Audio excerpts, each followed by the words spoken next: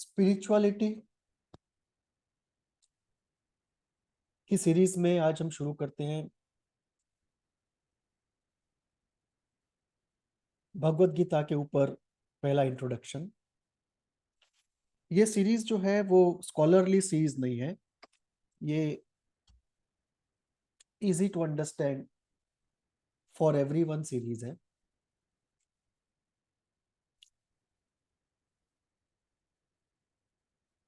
भगवत गीता के श्लोक एक एक चैप्टर में अगले एपिसोड्स में हम जाएंगे। आज हम एक ओवरऑल इंट्रोडक्शन देखेंगे भगवत गीता का। Bhagavad Gita as a book, as a revelation और as a scripture.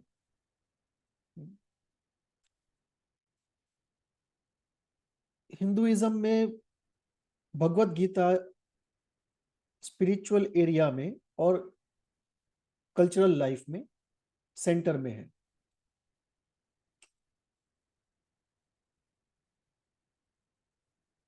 Bhagavad Gita के चैप्टर बाय चैप्टर थीम्स को लेकर, हर एक श्लोक को लेकर आने वाले एपिसोड्स में हम चर्चा करेंगे। आज हम देखते हैं एक ओवरऑल कंटेक्स्ट कि हिंदू स्पिरिचुअलिटी के अंदर भगवत गीता को कैसे लोकेट किया जा सकता है, भगवत गीता का फ्लेवर क्या है, क्या उसमें है और क्या उसमें नहीं है, और हिंदू स्पिरिचुअलिटी के जितने भी स्पिरिचुअल स्कूल्स हैं उन सब स्कूल्स के अंदर भगवत गीता इतनी सेंट्रल बुक क्यों है। तो इन विषयों पे आज हम चर्चा करेंगे और आने वाले एपिसोड्स में हम लोग चैप्टर बाय चैप्टर, श्लोक बाय श्लोक समझने की कोशिश करेंगे भगवत गीता के अंदर क्या कहा गया है। तो शुरुआत करते हैं। भगवत गीता महाभारत का एक पार्ट है, जो एपिक है महाभारत का उसका एक पार्ट है, और ये हमारा हिस्टोरिकल ट्रूथ है। हिंदू कल्चर में महाभारत को माइथोलॉजी नहीं माना जाता, उसको इतिहास माना जाता है। तो ये एक सच्ची घटना पे आधारित वर्णन है और लिटरली गीता का मतलब एक गीत है, और वो गीत एक सेक्रेड गीत है। इट्स अ सेक्रेड सॉन्ग, और ये कहा गया है बैटल फील्ड पे कृष्ण द्वारा अर्जुन को, अर्जुन के प्रश्नों के समाधान के हेतु से। ये इतना एक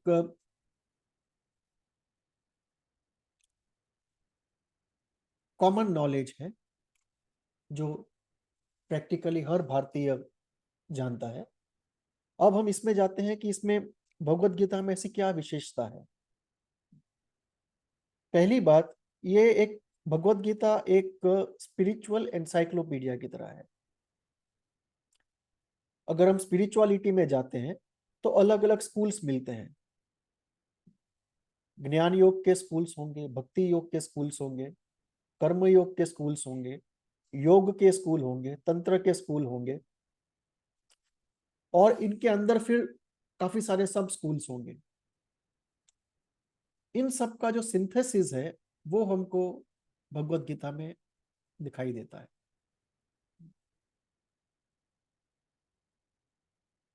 भगवत गीता से पहले अगर हम सिंथेसिस ढूंढते हैं हिंदू स्पिरिचुअलिटी में, तो वो हमको मिलता है ब्रह्म सूत्र में।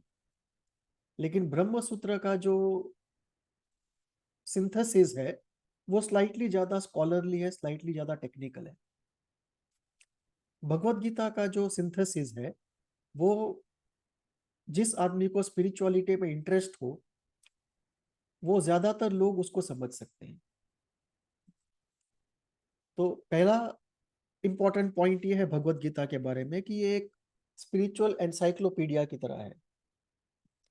सभी स्कूल्स का रेफरेंस है, सभी स्कूल्स को इंटीग्रेट करने की कोशिश है। दूसरा इंपॉर्टेंट पॉइंट है कि भगवत गीता का जो नॉलेज है वो किस फ्लेवर का नॉलेज है, और यहां पे हमको डिवाइड करना पड़ेगा सारे नॉलेज को दो पार्ट में, एसेंशियल नॉलेज और कॉम्प्रिहेंसिव नॉलेज। एसेंशियल नॉलेज मतलब जेनेरिक नॉलेज जो समरी है नॉलेज की, और कॉम्प्रिहेंसिव नॉलेज मतलब स्पेसिफिक नॉलेज, साइंटिफिक नॉलेज। जैसे पानी को अगर गर्म करें तो 100 डिग्री पे उबलने लगता है, पेट्रोल को अगर गर्म करें तो कोई एक पर्टिकुलर टेम्परेचर पे उबलने लगता है, कोकोनट ऑयल को गर्म करें तो एक पर्टिकुलर टेम्परेचर पे उबलने लगता है। तो इन तीनों के जो स्पेसिफिक बॉइलिंग पॉइंट है वो इनको रिलेटेड साइंटिफिक नॉलेज है, that is specific knowledge, comprehensive knowledge. लेकिन तीन अलग अलग लिक्विड को बॉईल होते हुए देखकर हम एक जनरल प्रिंसिपल निकालते हैं कि कोई भी लिक्विड को जब हीट किया जाए तो लिक्विड बॉईल होता है।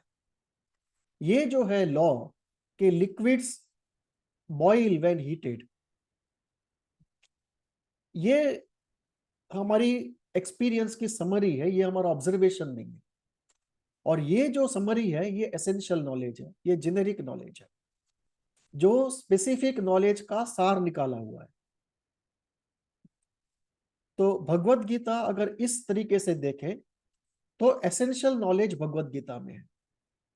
भगवत गीता कॉम्प्रिहेंसिव नॉलेज की किताब नहीं है। जैसे भगवत गीता में कहा गया होगा कि भक्ति मार्ग से भी सत्य को पाया जा सकता है, लेकिन भक्ति मार्ग के अंदर क्या करना है, उसका स्टेप बाय स्टेप कैसे आगे जाना है, वो अगर जानना होगा तो वो भगवत गीता में नहीं मिलेगा। उसके लिए आपको भक्ति मार्ग के जो डिटेल्ड स्क्रिप्चर्स हैं जहां पे लिखा होगा कि this is a 8 step process, ये 8 स्टेप का भक्ति मार्ग का प्रोसेस है या 10 स्टेप का प्रोसेस है, तो आपको वैष्णव स्कूल में आपको अलग 7 स्टेप 8 स्टेप प्रोसेस मिलेगा, आप दूसरी जगह जाएंगे तो अलग मिलेगा। वैसे ही भगवत गीता के अंदर ज्ञान योग का वर्णन है, लेकिन एग्जैक्टली क्या करना है वो डिटेल्स नहीं दी हुई है कि नॉलेज कैसे अराइज होता है, उसके क्या स्टेप्स हैं, नॉलेज कितने टाइप का होता है, किस नॉलेज के साथ कैसे डील करना है, वो सब भगवत गीता में नहीं है, क्योंकि वो कॉम्प्रिहेंसिव नॉलेज की बुक नहीं है, वो एसेंशियल नॉलेज की बुक है। और लास्टली वो एक सिंथेसिस है, एसेंशियल सिंथेसिस है of spiritual schools in India. Bharat की जितने भी स्पिरिचुअल स्कूल्स हैं उनका एक एसेंशियल सिंथेसिस है। So this is what Bhagavad Gita is and what it is not.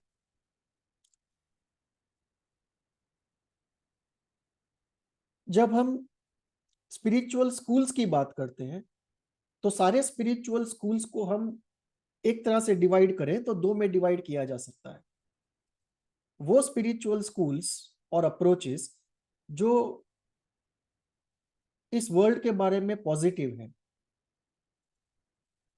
जो इस वर्ल्ड के साथ एंगेज करना चाहते हैं, और वो स्कूल्स सेकंड ग्रुप में जो इस वर्ल्ड को पेसिमिस्टिकली देखते हैं कि इसका कुछ नहीं किया जा सकता, इसमें से सिर्फ अपने आप को लिबरेट करके अलग हो जाया जा सकता है। तो दो, ये ओशो का स्टेटमेंट है जो मैं यूज कर रहा हूं कि सारे स्पिरिचुअल स्कूल्स को दो में डिवाइड किया जा सकता है। वो स्कूल्स जो पाथ ऑफ यस में बिलीव करते हैं और वो स्कूल्स जो पाथ ऑफ नो में बिलीव करते हैं। पाथ ऑफ यस वाले जो स्कूल्स हैं वो कर्म करने की बात करते हैं, इस दुनिया को अच्छा बनाने की बात करते हैं और संघर्ष की बात करते हैं, और इस दुनिया को माया कह के या पैसिमिस्टिकली राइट ऑफ नहीं करते, वो इस दुनिया का एक ऑप्टिमिस्टिक फ्यूचर देखते हैं। तो इंडिविजुअल जो पाथ ऑफ यस के स्कूल को मानता है वो खुद के लिए भी एक ऑप्टिमिस्टिक फ्यूचर देखता है और इस दुनिया के लिए भी ऑप्टिमिस्टिक फ्यूचर देखता है। वो ह्यूमन एग्जिस्टेंस को और इस वर्ल्ड को राइट ऑफ नहीं कर देता। पाथ ऑफ नो वाली जो स्कूल्स हैं वो ये मानती हैं कि ह्यूमन लाइफ का या यूनिवर्स का कोई गोल नहीं है। वो पेसिमिस्टिकली देखती हैं कि जो इस दुनिया में जैसा है वैसा ही सब कुछ चलता रहेगा, और इसलिए इंडिविजुअल लेवल पे या कलेक्टिव लेवल पे there is nothing to hope for positively in future. ये सब स्कूल्स जो है वो स्कूल ऑफ नो है, पाथ ऑफ नो वाली है। सो पाथ ऑफ यस वाली जो स्कूल्स है वो ट्रांसफॉर्मेशन में बिलीव करती है, transformation of the individual, transformation of the world. और पाथ ऑफ नो वाली स्कूल जो है वो ट्रांसफॉर्मेशन के अंदर पड़ती नहीं है, वो लिबरेशन में बिलीव करती है कि ये दुनिया जैसी है वैसी रहेगी। All that you can do is liberate your self and achieve nirvana. तो पाथ ऑफ यस की जो स्कूल्स हैं उसमें तंत्र की स्कूल्स हैं, भगवत गीता है, सिख पंथ की स्कूल्स हैं, योग पंथ की स्कूल्स हैं। और जो पाथ ऑफ नो वाली स्कूल है उसमें चार्वक की स्कूल है, जैन स्कूल है, बुद्ध स्कूल है। तो भगवत गीता जो है वो पाथ ऑफ यस की स्कूल, यस की किताब है। सो अगर सारे स्पिरिचुअल स्कूल्स को दो में डिवाइड कर दिया जाए, those which are believing in the path of yes and those which are believing in the path of no, meaning those who believe in transformation and those who believe in liberation। तो इसके अंदर Bhagavad Gita goes in the category of path of yes books। Bhagavad Gita looks at individual or the world optimistically। सो भगवत गीता इस दुनिया से engagement की किताब है, struggle की किताब है, ऑप्टिमिज्म की किताब है, और खुद के और वर्ल्ड के लिए एक बेटर फ्यूचर बनाने की किताब है। वो विथड्रॉल की किताब नहीं है, वो पेसिमिज्म की किताब नहीं है, वो लिबरेशन के बाद ट्रांसफॉर्मेशन पे जाने वाली किताब है, लिबरेशन पे रुकने वाली किताब नहीं है।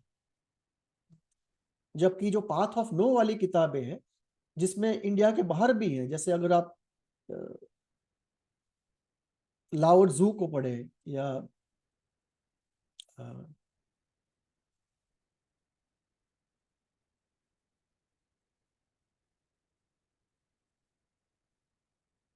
हमारे यहाँ पे रिसेंट टाइम्स में अगर आप कृष्णमूर्ति को देखें,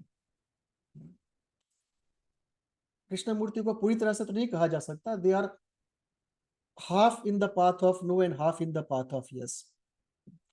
Osho also is in the same way, half in the path of yes and half in the path of no। They say yes, but their action in the world is more like somebody on the path of no, although they claim to be on the path of yes। So when we look at path of yes and path of no, Bhagavad Gita very clearly is on the path of yes।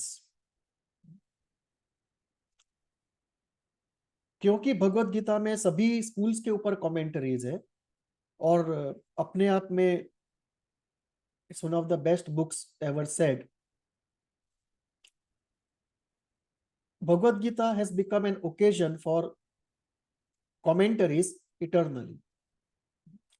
हजारों किताब लिखी जा चुकी है, आज भी लिखी जा रही है, फ्यूचर में भी लिखी जाएगी। और ह्यूमन इवोल्यूशन के अंदर ये एक बहुत ही इंपॉर्टेंट किताब है। और क्यों, उसको हम अगली स्लाइड में देखेंगे कि ह्यूमन इवोल्यूशन को अगर हम देखें तो एक ह्यूमन इवोल्यूशन का स्टेज है before a human being achieves the capability to enter a state of no thought voluntarily. कि ह्यूमन इवोल्यूशन को दो में डिवाइड किया जा सकता है। एक तब तक का इवोल्यूशन जब तक ऑन डिमांड ह्यूमन बीइंग अपने माइंड को स्टेट ऑफ नो थॉट में नहीं ले जा सकता। और दूसरा स्टेज जब ऑन डिमांड, जब वो चाहे, अपने माइंड को a state of no thought, no desire, no fear में लेके जा सकता है। तो ये जो है भगवत गीता, ये सेकंड स्टेज की बात करती है, जो स्थित प्रज्ञा का कंसेप्ट है, जिसमें हम बाद में आएंगे कि ह्यूमन इवोल्यूशन के अंदर एक तरफ एक ऑर्डिनरी ह्यूमन बीइंग का स्टेट है, जो हम सबका स्टेट है, जहां पे थॉट्स कंटिन्यूअसली चलते रहते हैं, फीलिंग्स एक्टिवेट होती है, डीएक्टिवेट होती है, और डिजायर्स एक के बाद एक अराइज होती है और चली जाती है। तो ये जो ह्यूमन स्टेट है which is outside of our control, ये एक नॉर्मल स्टेट है, इसको आप स्टेट 1 कह लीजिए। और दूसरा एक स्टेट है कि जहां पे आदमी अपने आप पे काम करके ऐसी जगह पहुंच जाता है कि वो state of no thought, high awareness, no anxiety and bliss, इस स्टेट में वॉलंटरीली जा सकता है। अब भगवत गीता जो है वो दोनों स्टेट्स के बारे में बात करती है, ऑर्डिनरी स्टेट के बारे में भी बात करती है, और जिसको हम एनलाइटनमेंट कहते हैं, the state of no thought, no desire, no fear, high awareness and bliss, तो वो एनलाइटनमेंट स्टेट के बारे में भी बात करती है। और क्योंकि ये दोनों की बात हो रही है, भगवत गीता स्पेशल बन जाती है। इस पर थोड़ी और टिप्पणी बाद में करेंगे।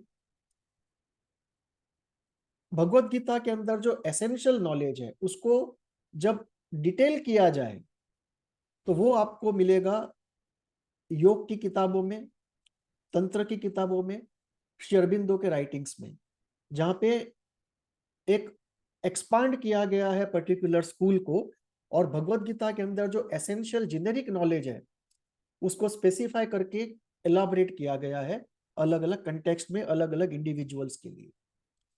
सो यहाँ पे हमको एसेंशियल नॉलेज मिल रहा है, उसका कॉम्प्रिहेंसिव नॉलेज अगर हमको चाहिए तो जो भी एरिया के अंदर हम बात कर रहे हैं, जैसे भगवत गीता में योग के ऊपर एक श्लोक होगा एसेंशियल नॉलेज देता हुआ योग के बारे में, उसके ऊपर अगर डिटेल नॉलेज चाहिए तो फिर योग की टेक्स्ट बुक्स पढ़नी पड़ेगी। यहाँ पे भक्ति मार्ग के ऊपर कुछ श्लोक्स मिलेंगे भगवत गीता में, उसी भक्ति मार्ग को अगर डिटेल में समझना है तो फिर भक्ति मार्ग की टेक्स्ट बुक्स हमको डिटेल में पढ़नी पड़ेगी। तो उसका एसेंशियल नॉलेज जो यहाँ पे है, उसका कॉम्प्रिहेंसिव नॉलेज हमको इन टेक्स्ट बुक्स में मिलता है।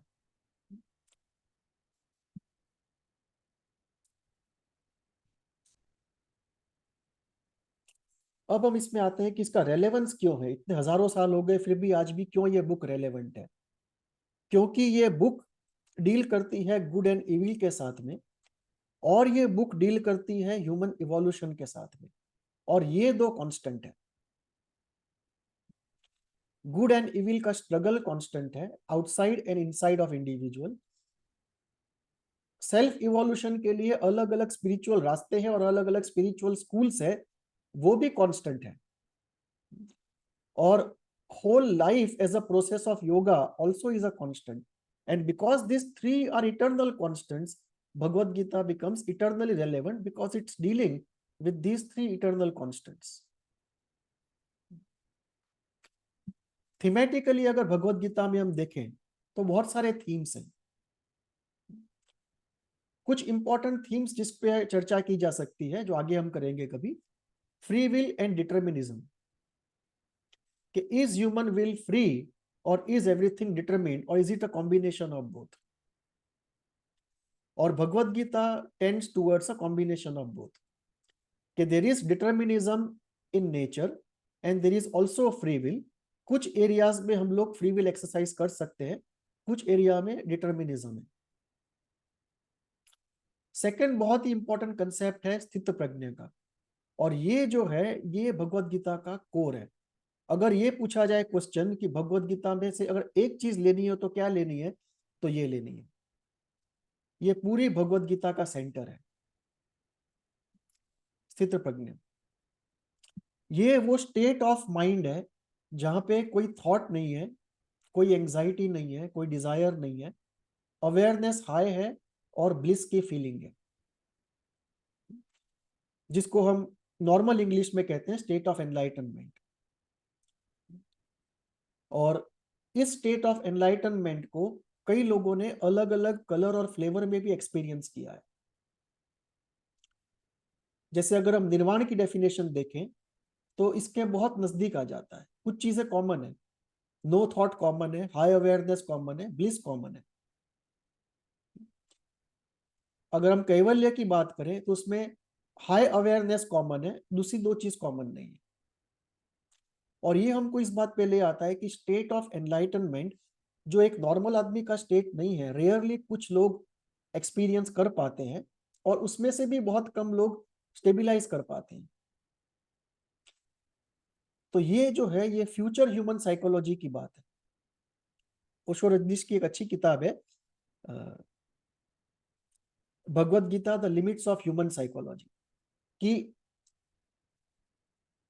ये जो स्टेट है वो ह्यूमन साइकोलॉजी के बाद का स्टेट है। एक ह्यूमन सिस्टम में एक्सपीरियंस हो रहा है, पर ये नॉर्मल ह्यूमन साइकोलॉजी के बाद का स्टेट है जो वेस्टर्न साइकोलॉजी से बाहर है। वेस्टर्न साइकोलॉजी स्वीकार भी नहीं कर पाता इस चीज को कि ऐसा स्टेट पॉसिबल है, पर ईस्टर्न स्पिरिचुअलिटी जो है वो तो पूरी इसी स्टेट पे आधारित है। जिस स्टेट के बारे में वेस्टर्न साइकोलॉजी कहती है कि ये पॉसिबल ही नहीं है, ईस्टर्न स्पिरिचुअलिटी का तो गोल ही वो है। सो हजारों साल से हमारा तो गोल ही वो है, the state of enlightenment, the state of स्थित प्रज्ञा। और भगवत गीता ये बताती है हमको कि जब तक डिजायर्स के ऊपर आदमी काम नहीं करता है, अपने फियर्स के ऊपर काम नहीं करता है, रिप्रेस्ड मटेरियल पे काम नहीं करता है, जब तक ये सब चीजें वीक नहीं हो जाती, तब तक state of no thought stabilize नहीं हो सकता है। क्योंकि desires and fears will keep generating thoughts. जब डिजायर और फियर के ऊपर काफी सारा काम हो चुका होता है, तभी आदमी स्लोली इस चीज की ग्लिम्स लेता है, और over a long period of time जैसे सेल्फ प्यूरिफिकेशन बढ़ता है आगे, तो ये चीज स्टेबिलाईज होती है। सो ये भगवत गीता का कोर और सबसे मोस्ट वैल्यूएबल कंट्रीब्यूशन है to the entire world, the concept of sthita prajna. उसके बाद एक बहुत इंपॉर्टेंट थीम है भगवत गीता में, how to work. Because Buddhist और जैन मार्ग की तरह भगवत गीता विथड्रॉल में बिलीव नहीं करती है, वर्क में बिलीव करती है। Because it's a path of yes, it is not a path of no, it's a path of transformation, not a path of only liberation. So ये एक इंडिविजुअल पे डिपेंड करता है कि कौन सा पाथ किसको अपील करता है। जिनको विथड्रॉल का पाथ अपील करता है, they will always be on the path of no. और जिनको active engagement with the world का पाथ अपील करता है, they will go by the path of yes. And on the path of yes, the question is, how do you do work? How do you make sure कि जो आप engagement में जाते हो world से, उसमें कार्मिक लोड और बढ़े नहीं। So how to work without generating more karma, how to be free from the desire and fear related to the fruit of the work, and how to work thinking of this whole universe as a yagna in which everything is getting consumed in the fire of dynamism of events. तो ये भगवत गीता के अंदर कुछ important themes हैं, और भी बहुत सारे थीम्स हैं। एज वी गो इन, एक एक theme we can take it up. जिनको भगवत गीता के ऊपर थीमेटिक चीज पढ़नी है कि इंटेलेक्चुअली और फिलोसॉफिकली कौन से थीम्स हैं और उसको कैसे समझा जा सकता है, उनके लिए एक अच्छी किताब है श्री अरबिंदो की एसेज ऑन द गीता, जहां पे थीमेटिकली एक एक थीम को लेके डिस्कस किया गया है। उसके बाद कुछ और थीम्स है भगवत गीता में। एक है the fundamental nature of reality. तो यहाँ पे जो वैदिक आइडिया है उसी को रिएट्रेट किया गया है कि there is one reality which has become many. There is a fundamental unity of an ontological reality which in manifestation appears to be distinct and many.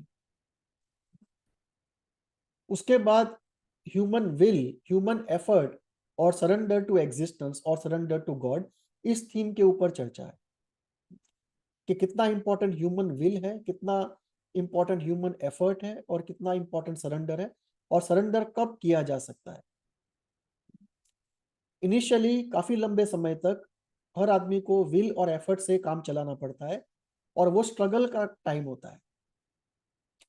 It's only after a long time and quite some self development कि surrender का time आता है। Pre maturely अगर कोई surrender कर देगा तो उसे कुछ भी नहीं होता है। The man will only fall in laziness and inertia and into a hard life. वो स्टेज बहुत बाद में आता है कि आप सरेंडर कर देते हो, आप कुछ नहीं करते हो और सब कुछ अपने आप हो रहा है। वो बहुत बाद में स्टेज आता है। इनिशियल स्टेज इज ऑफ तपस्या, ऑफ स्ट्रगल, उसके बाद वो सरेंडर का स्टेज आता है। और एक स्पिरिचुअल एश्योरेंस है कि जो भी स्पिरिचुअल पाथ पे स्ट्रगल कर रहा है उसको एग्जिस्टेंस या गॉड या डेस्टिनी प्रोटेक्ट करेगी और सर्वाइवल में असिस्ट करेगी। और एक डेस्टिनेशन की तरफ हिंट है कि आदमी का डेस्टिनेशन क्या है और वर्ल्ड का डेस्टिनेशन क्या है। तो आदमी के डेस्टिनेशन में तो बिल्कुल क्लियर है कि स्थित प्रज्ञ है, और वर्ल्ड के डेस्टिनेशन के बारे में हिंट्स है, लेकिन ह्यूमन स्पीशीज के बाद क्या कोई नई स्पीशीज आएगी, क्या लॉज ऑफ नेचर चेंज होंगे, क्या फ्यूचर अभी जो है उससे रेडिकली डिफरेंट होगा, इस बारे में ज्यादा डिटेल्स नहीं है। ये हमको मिलती है श्री अरबिंदो के राइटिंग्स में, जहाँ पे स्थित प्रज्ञ के बाद अगर बहुत सारे लोग स्थित प्रज्ञ को प्राप्त होते हैं तो फिर वर्ल्ड कैसा होगा, उसकी एक चर्चा और डिस्कशन। तो ये थीमेटिक एरियाज हैं भगवत गीता के। और भी हैं, मैंने कुछ सैंपल्स चूज किए हैं डिस्कशन के लिए, just to open up the area. तो अगर भगवत गीता में एसेंशियल नॉलेज है तो फिर कॉम्प्रिहेंसिव नॉलेज कहाँ मिलेगा? क्योंकि भगवत गीता में हर चीज को एसेंशियल फॉर्म में, जेनेरिक फॉर्म में मेंशन किया गया है। सो भगवत गीता में कुछ भी बाकी नहीं है। उस पे सांख्य पे भी एक कमेंट होगी, भक्ति योग पे भी होगी, हठ योग पे भी होगी, कर्म योग पे भी होगी, सरेंडर पे भी होगी, स्ट्रगल पे भी होगी। तो एसेंशियल नॉलेज अगर भगवत गीता में है तो फिर कॉम्प्रिहेंसिव डिटेल्ड नॉलेज हमको कहाँ मिलेगा? तो कॉम्प्रिहेंसिव डिटेल्ड नॉलेज हमको मिलेगा हिंदू स्पिरिचुअलिटी के टेक्स्ट बुक्स में, जो अलग अलग स्पिरिचुअल स्कूल्स है हिंदुइज्म के। वो अलग अलग स्पिरिचुअल स्कूल्स के अपने बहुत सारे ट्रेडिशंस हैं। जैसे अगर हम तंत्र की बात करते हैं तो तंत्र में राइट हैंड तंत्र, सेंटर तंत्र और लेफ्ट हैंड तंत्र, और तीनों के अंदर बहुत सारी स्कूल्स है, ट्रेडिशंस है, लिनिएजेस है, और हर एक की अपनी अपनी टेक्स्ट बुक्स है। तो ये सब चीजें डिटेल्ड नॉलेज देती है हमको। सो अगर हठ योग के बारे में देखना है तो हठ योग प्रदीपिका और दूसरे भी हठ योग मास्टर्स के वर्क्स हैं। तंत्र में देखना है तो अघोर के किताबें, कौल मार्ग की किताबें, दश महाविद्या से रिलेटेड किताबें और जनरल किताबें। और डिटेल नॉलेज तंत्र के अंदर जो गुरु होते हैं उनके पास कुछ पार्ट होता है जो टेक्स्ट बुक्स में यूजुअली नहीं मिलता है। योगा के बहुत सारे टेक्स्ट हैं, प्राणायाम के ऊपर टेक्स्ट है, हठ योग के ऊपर टेक्स्ट है। श्री अरबिंदो की किताब essays on the Gita, Savitri, synthesis of yoga, life divine, इसमें भी एलाबोरेशन है सब थीम्स का, और खास करके essays on the Gita and synthesis of yoga, उसमें डिटेलिंग आउट है of all the yogic paths which are mentioned in Bhagavad Gita but not detailed. Bhakti yoga के अंदर डिटेल में जाना है तो वैष्णव मिस्टिसिज्म की किताबें हैं। इंडिया से बाहर देखना है तो लाओ त्जू की किताबें हैं, जैन की किताबें हैं, गुरजेफ की किताबें हैं। गुरजेफ मतलब गुरजेफ ने खुद तो कम लिखी थी, उसके डिसाइपल्स की किताबें। और वैसे ही बहुत सारे स्पिरिचुअल स्कूल्स और ट्रेडिशंस है अक्रॉस द वर्ल्ड, और इंडिया में तो ऑफ कोर्स बहुत ही हैं। तो इनकी जो टेक्स्ट बुक्स हैं वो हमको कॉम्प्रिहेंसिव नॉलेज देती है। तो भगवत गीता का एसेंशियल नॉलेज अगर हमको कोई भी एक पार्ट के अंदर कॉम्प्रिहेंसिव नॉलेज चाहिए, then we go to the respective spiritual schools, and the to put together they complete the whole spiritual paradigm. So ये एक इंट्रोडक्शन था भगवत गीता को। और इंपॉर्टेंट एलिमेंट ये है कि लाइफ की जर्नी में ज्यादातर लोगों को भगवत गीता के श्लोक आज भी गाइड करते हैं और इल्यूमिनेशन प्रोवाइड करते हैं in their hour of darkness. So इस इंट्रोडक्शन के साथ इस एपिसोड को हम समाप्त करते हैं, और आगे से हम लोग भगवत गीता के चैप्टर्स या श्लोक लेकर एक इजी एक्सप्लेनेशन में जाएंगे कि कैसे इजी तरीके से और मल्टीपल एंगल से हर श्लोक को या कुछ श्लोक जो इंटरेस्टिंग है उनको समझा जा सकता है। Thank you.